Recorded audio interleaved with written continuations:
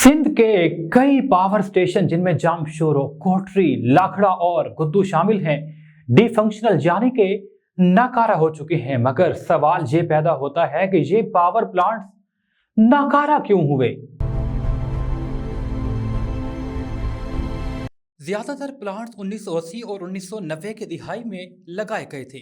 आज इनकी कारकर्दगी सिर्फ 25 से 30% रह गई, जबकि नई टेक्नोलॉजी 60% तक बिजली दे सकती है।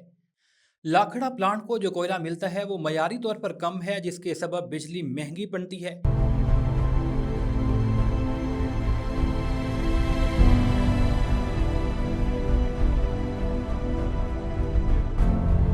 जामशोरों को गैस की सप्लाई ही नहीं मिलती और गुद्दू के यूनिट्स अक्सर आउटेज पर रहते हैं।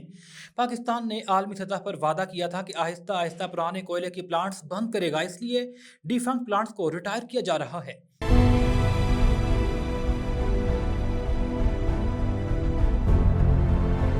सर्कुलर डेट 2.6 ट्रिलियन रुपए से ऊपर जा चुका। पुराने प्लांट से बिजली पैदा करना कंपनियों के लिए अब मजीद नुकसानदेह हो चुका है। हुकूमत सिंध और विफाक की तवज्जो थरकोल पावर प्रोजेक्ट, सोलर तवानाई, हाइडल पावर और न्यूक्लियर एनर्जी की जानिब है।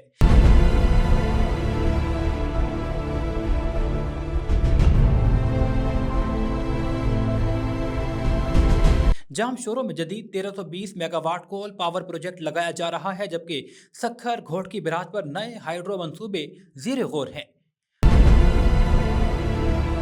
अब इन तमाम तफसीलात के बाद सवाल ये उठता है कि क्या सिंध हुकूमत तवानाई के इस बहरान पर काबू पा सकेगी? क्या तवानाई का ये बहरान कभी खत्म भी होगा या आवाम को सिर्फ इंतजार करना पड़ेगा?